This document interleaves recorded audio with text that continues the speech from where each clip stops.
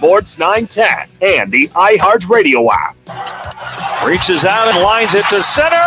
Fletcher's got it! Dominic Fletcher. You guys are hot. Right there. And we hit down the rookie center fielder with a sliding grab in center. Dominic Fletcher having a great season. He's played all three outfield positions. You heard him there saving the game the other night and just continues to be hot at the bat, batting .320. Having a great year. There's so many players to talk about. It's been so much fun to watch, and we're fortunate enough to catch our next guest who does the pre and post for Bally Sports to watch all the D-back games, and she joins us on the Right to It guest line. Jody, Rockamanucci, Jimmy B, how you doing today? I'm doing great. How are you guys? Great. How much fun is this year? Did you have any idea in your crystal ball that this team would come out and have so much success to start the season? Not quite this much, I don't think. Being, 29 and I guess 21 after yesterday. Yeah. Yesterday's still processing, but, I thought they had a chance to be in contention for, a wild card bid or even, just in general, a little bit back at the top of the NL West instead of the bottom. But I guess, just seeing it sustained now through May is great. I kind of thought after the great April, a lot of people forget they were pretty good in April of 2021 before they ended up losing 102 games. So you're kind of like, okay, I just want to see another month here. And, they're sustaining it. And there's really one of the young guys that we saw at the end of last year coming up. Some other guys like Dominic Fletcher. He's cooled down at the plate a little bit, but you could see that, he's another guy that is going to be part of this team going forward, that's for sure. And then the pitching has held up, and I give a lot of credit to the young guys. They went through some bumps. William Nelson, Tommy Henry, Brandon Scott really had a struggle in his first couple outings, and they've been a little bit better this last time around. They've been getting into the sixth inning, and that's what needs to happen for this team to have success. And so I'm excited for sure. It's been a lot of fun. The guys it's a great group. They get along. I know people talk about that a lot, but it really does mean something, that they all pull for each other, and that's what we're seeing right now. Jeff, bring up a good point. Mike Hazen did an interview yesterday on the MLB Network, and he discussed that they all play together, they work hard, they play hard every single game, and 1 through 9 that lineup, they're all working their butts off. You just wonder, can this continue? It seems like every day, we talk about another win or a series win, but we're like, all right, let's give it to the All-Star break. Let's give it to the All-Star break.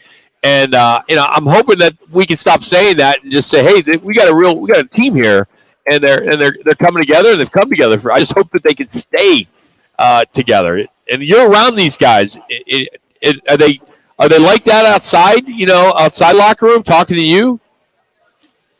Yeah, for sure. I mean, these guys are. It's an interesting group because you do have some guys that have, Evan Longoria is a guy that's like, been a great player in this league for a really long time. And then you've got a couple others that have kind of not come up with the group, right? Like Christian Walker, Rojas came up with a different group. But a lot of them, really the majority of them have all come up together. And so when you see Brendan Stott and Tom Manley just like sitting in their locker and talking and, talking about the good, the bad, everything, or just being humans, I mean, they all know each other from the minor leagues and all of that. And it is special when that happens. And then you add in the other guys who have already had their bright spots, right? Like Ketel Marte and like I said, Rojas and Walker and Ahmed. What you see is a group that they needed this infusion of youth, and they needed this infusion of talent to kind of make it all work. When those guys were asked to carry the load kind of all by themselves, it was too much, and it's too much to ask maybe Ketel Marte, okay, you're going to carry the offense. Right? So now you see Corbin Carroll, being that cog in the offense that can do that, along with Gurriel Jr. And so again, you mentioned Mike Hazen in the interview. I mean, give him a lot of credit. He pulled the trigger on that trade that was looking really good right now. Yeah. No disrespect to Dalton Varsho, but just the way Gurriel is hitting, the way that Moreno's been hitting, and then doing the catching and all of those things.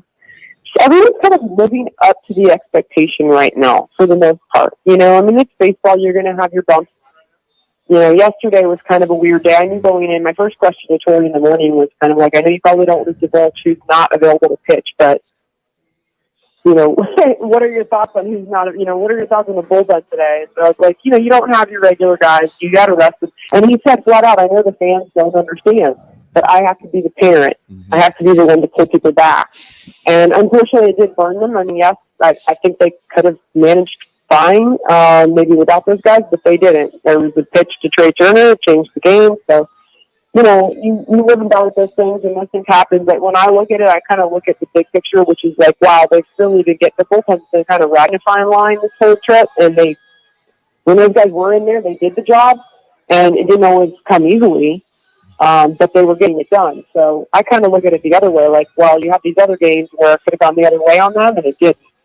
So spoken like a person who sees a lot of baseball, right? Yeah, and Jody, it's interesting. We talked last year about when would anybody on that team ever hit above the Mendoza line. It seemed like it took them forever. Well, this year, you look at the team batting average, and you got Christian Walker. You talked about Marte. Guys seem to be getting it a little.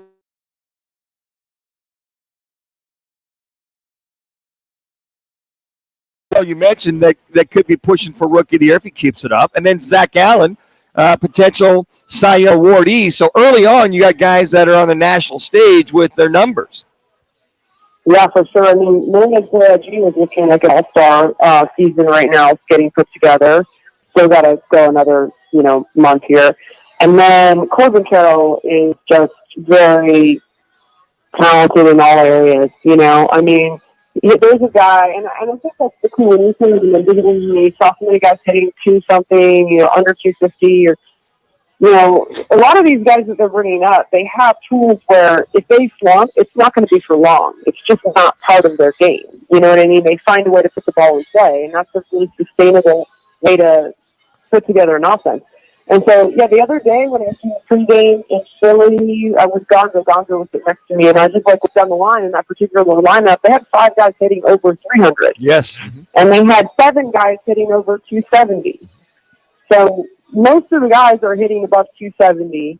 You've got some guys off the charts, like Rivera, Perdomo. I know Rivera hasn't played as much, but Rivera is a nice piece. Perdomo, Carroll. Walker has dipped a little bit, but you know what? The home run threat is always there. That's big. I mean, there's so many guys that can get the job done. And that's why, Alex Thomas and Jay McCarthy, even though they bring so many other, Jake McCarthy diving for balls in, what city were we in? St. Louis, I think. The defense those guys bring, the base running is great, but they're not on the team right now because they weren't hitting. And you don't want to have that hole in the lineup. And that's, Nick Ahmed yesterday had a tough day. I mean, it's a hard business, because Perdomo's been doing so well. I think they'll sprinkle Nick in, of course, but Perdomo looks like he's the guy that's grabbing a hold of that job right now. So he's got a lot of competition. Everybody's playing for each other. And hopefully it's going to equal something special by the end of September. Jody Jackson is our guest. Rockin' Minutes with Jimmy B, Fox Sports 910 on the Right Toyota guest line. Jody, you've been watching every game, and it went from a team that was a kind of punch and Judy team early. In other words, they were slapping the ball into open places, getting guys on base, and then stealing bases. And then in the last month, maybe month and a half, it's turned into, I don't want to say a power hitting team, but they have indeed started to strike the long ball with a lot more home runs. Watching watching the way this is transitioned, how did that take place? Or did guys just get hot at the right time?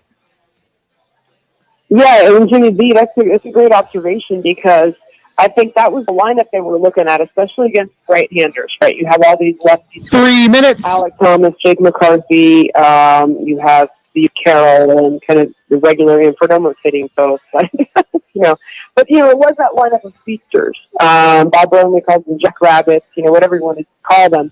And they were, what a great mix for, like, at the plate and in the outfield. But then, right, those guys weren't hitting. McCarthy and Thomas go down. Carroll gets injured with the knee where he can't run.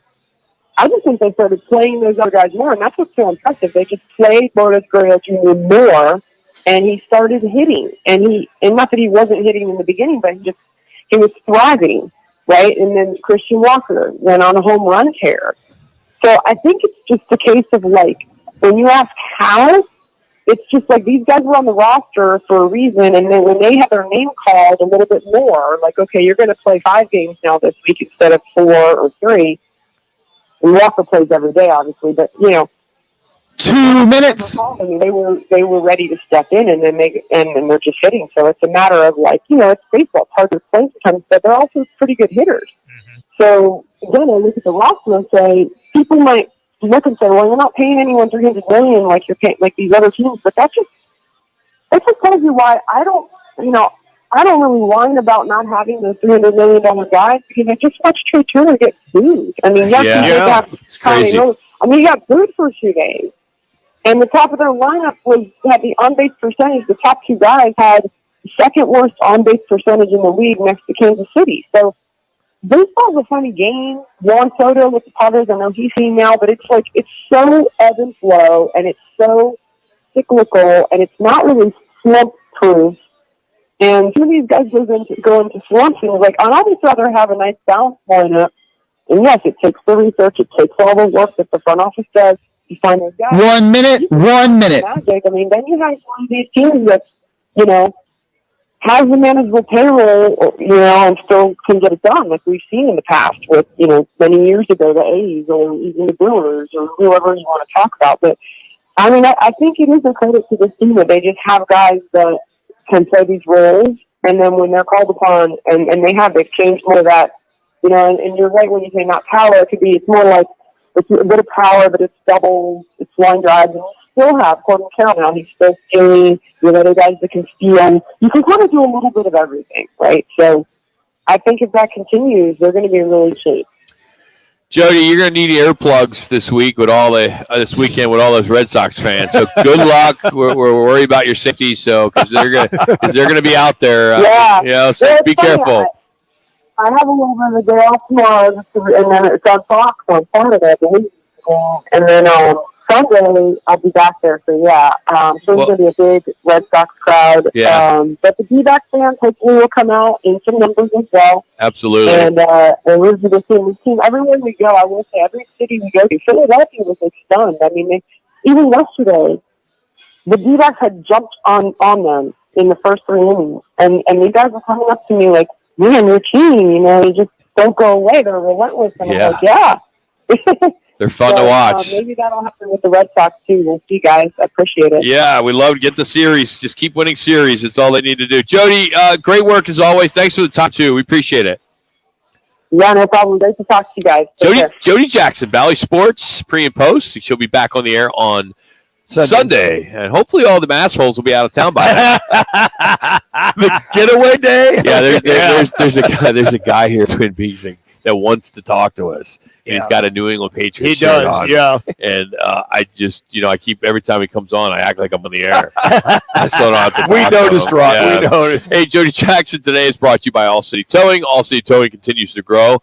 They got a new fleet. Yeah, they've added a bunch of vehicles, trucks, tow trucks, and they need to add people. Yes, they are hiring. And you can head to allcitytowing.com, search careers, and you can see all the benefits, everything that they have to offer at the website. That's the best way to do it. So just apply at allcitytowing.com and just search careers. It's time for this week's Twin Peaks picks.